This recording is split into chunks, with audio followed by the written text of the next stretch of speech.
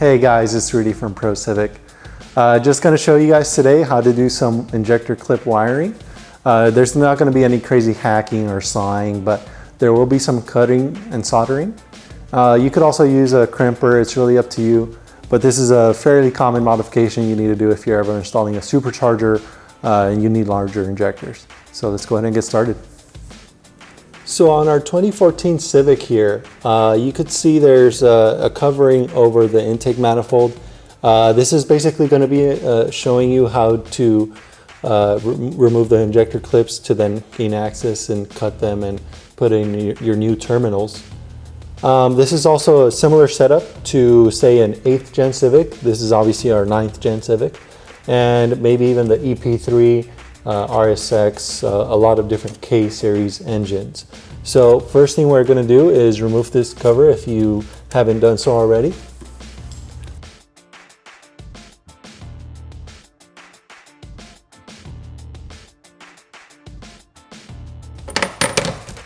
And this pretty much just comes off. There's a little rubber grommet here that holds it in place. I'm just going to slide it up.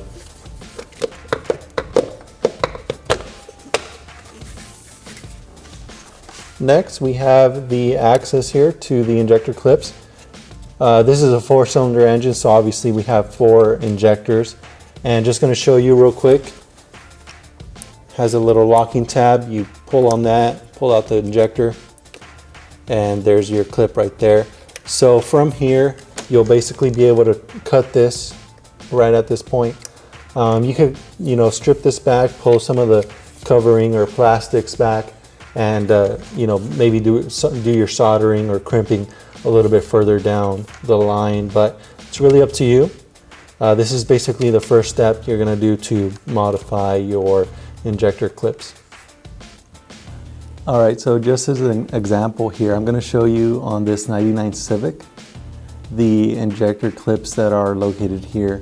This is a 4-port injector setup, so a lot of the D series are pretty similar. Some of the other ones are throttle body injection, but this particular one, the injectors are pretty easy to access. So all you do is disconnect this clip, and you'll be able to cut the wiring there. Pretty straightforward. Again, some other Civics might be a little bit different. Their injector clip might be different, but for the most part, this is all you're going to need to do. So you guys are already able to access your wiring, and you might have had to take off a few covers, but in any case, what I have set up here is just as an example. I have some wiring loom with some wires in between, and this is gonna, basically what you're gonna encounter on the car. Now there may be some tape wrapped around the wiring loom, maybe a different style, but for the most part, this is what you're gonna end up working with. So let's go ahead and get started. First thing you're gonna do is cut the harness. You wanna give it some slack. Say if your fuel injector clip was here, you might want to go about 1 inch, maybe even more back, only because you want to make sure that if for any reason you need to reuse your factory clip, you have enough meat on the wires to be able to crimp it on or solder it back on. So to cut the wires, you just want to use your standard cutter. You could use some dikes or maybe a wiring cutter like this.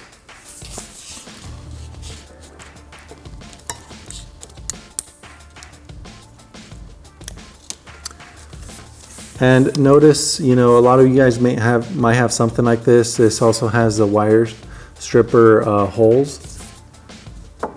You might have something a little bit similar to this. Just a little bit, kind of cheaper. Have pretty bad experiences with these. But some of the better ones, though, if you're doing a lot of stripping of wires, this is a way to go. This is going to let you, kind of go at it pretty quick and strip those wires pretty easily. So we have our wires here, and we're just going to imagine this is our new injector clip. We just need to put this back on. Polarity doesn't matter. You could have one that's black, one that's red, and maybe even on your new injectors, they might both be red. It doesn't matter if you wire them up one way or another. The solenoid within the injector is going to work the same way. So let's go ahead and strip the wires here.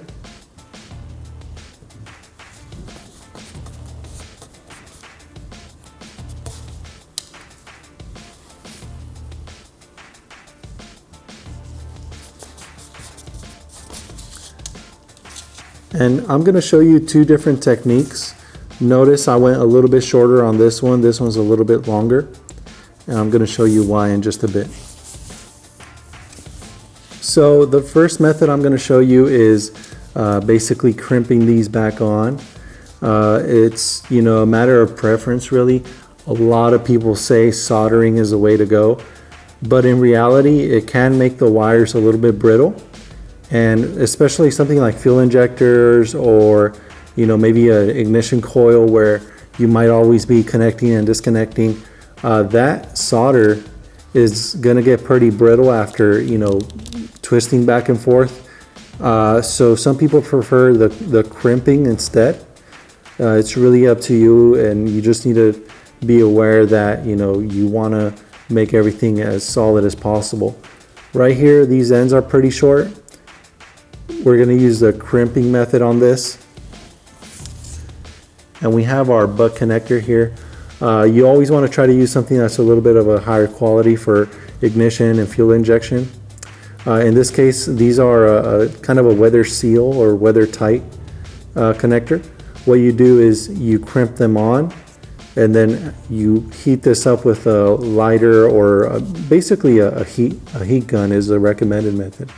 And it'll seal everything up. Also has some like glue or adhesive, and that'll help prevent any moisture from getting in.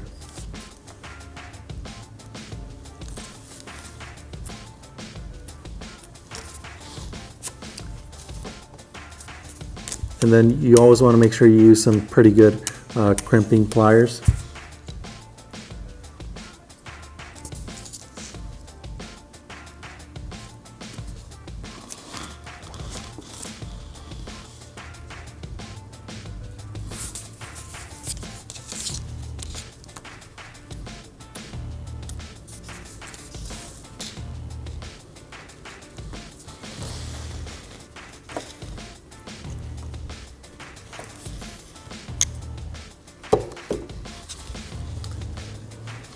And that's that. This is a pretty solid connection here. And like I said, this does kind of heat shrink. So let's go ahead and show you how to do that after we wire this up. Now, we're going to use a soldering technique on this. And what you're going to do is put your heat shrink on, your heat shrink sleeving, before you solder the ends together. Otherwise, you won't be able to get them back on. So let's go ahead and put on our heat shrink. You want to get the correct size for what you're working with.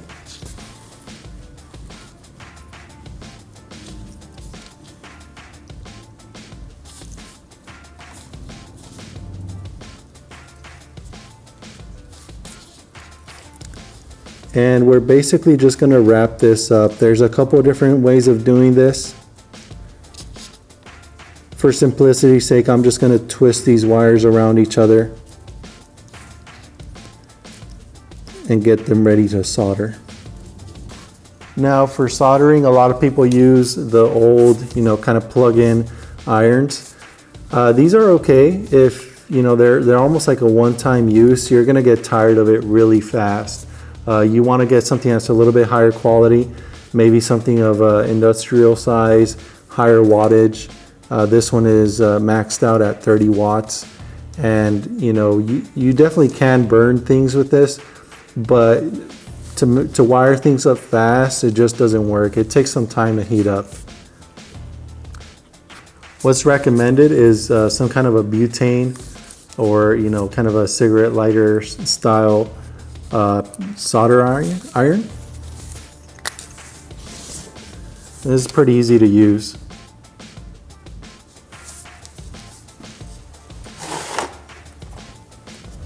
So just get some soldering filler here.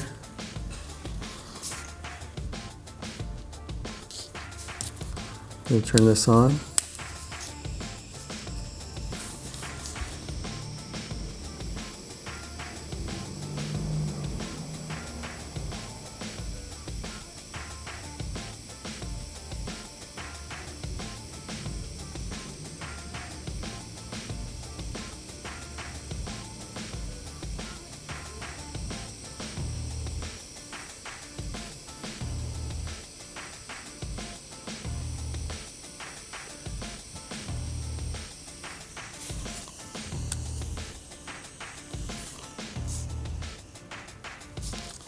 And notice I did leave it on there for just a second.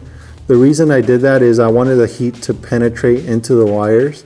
That way, once the solder starts to kind of boil up on here, it'll sink in or get sucked into the wiring, and then you'll just be able to drop some more solder into the wiring itself, making a solid connection. So now we could go ahead and put our heat shrink back on here.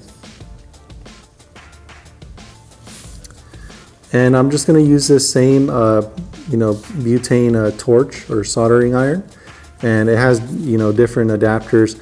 Definitely the way to go for quick fixes like this.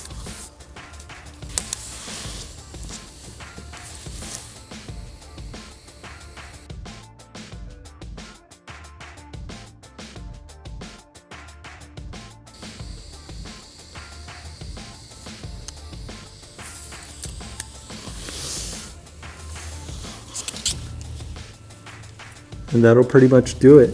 Once you have this all heat shrinked up, it's a nice solid connection. You'll be able to have reliable wiring with your new injector clips. So I hope you learned a lot from this video. This is again a somewhat of a common question we get. How do I go about soldering new injector clips when I install my supercharger? I hope this really helps. Definitely feel free to check out our other installation videos and some of our unboxings. If you have any questions or comments, feel free to leave some down below. Again, my name is Rudy from Civics. Check out our website, and thanks for watching.